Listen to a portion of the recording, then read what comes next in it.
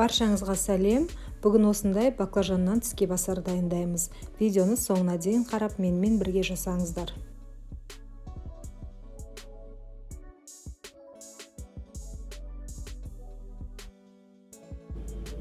Ең алдымен баклажандарымызды осылай видеода көрсетілгендей етіп, әдемілеп жалпақ етіп турап аламыз.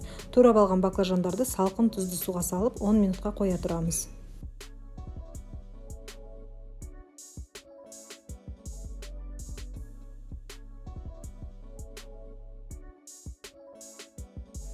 Суда тұрған баклажандарымызды осылай салфеткаға тізіп аламыз, суын кептіріп аламыз.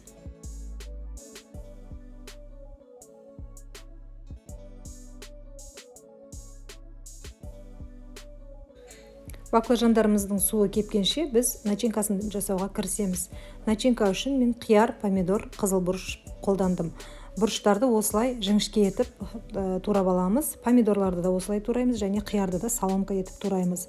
Начинкаға өз еркілеріңізбен, өз қалауларыңызбен брынза, сыр, тағы да басқа өз фантазияларыңызды қосып өзгертуге болады. Мен осы жерде осы 3 ингредиентті қолдандым.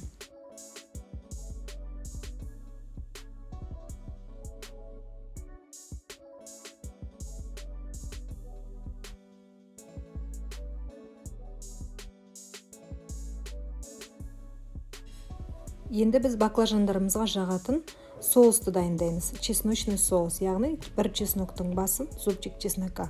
Осылай езіп аламыз. Чеснок езгішпен үстіне майонез қосамыз және де мен кинза қостым. Көкшөп өз еркілеріңізбен, қандай көкшөп ұнайды сізге өзіңіз қосасыз. Кинзаны қоспасаңыз да болады.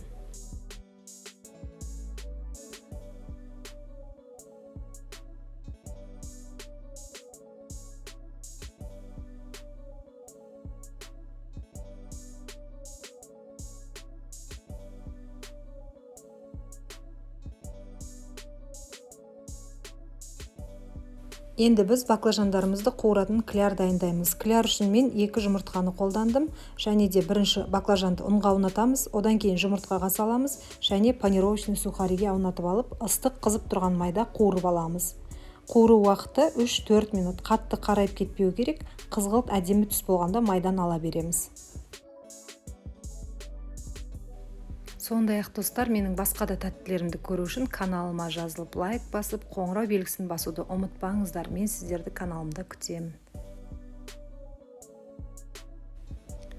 Достар, бұл тіске басарлардың әдемілігі соншалық адам көзін тартады. Бірінші көргенде необычный болып көрінеді столыңызда, екіншіден дәмі өте керемет.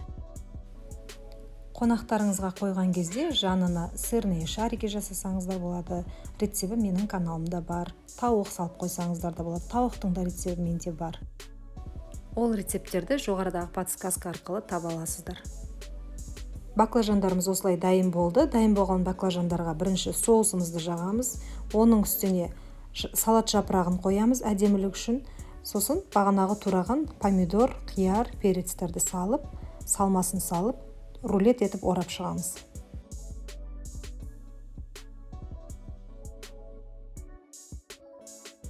Міне достар, біздің осындай әдемі тіске басарымыз дайын болды. Столдарыңыздың көркін берері сөзсіз. Видеоны соңына дейін қарағаныңызға рахмет. Сіздермен болған Гүлназ ас болсын.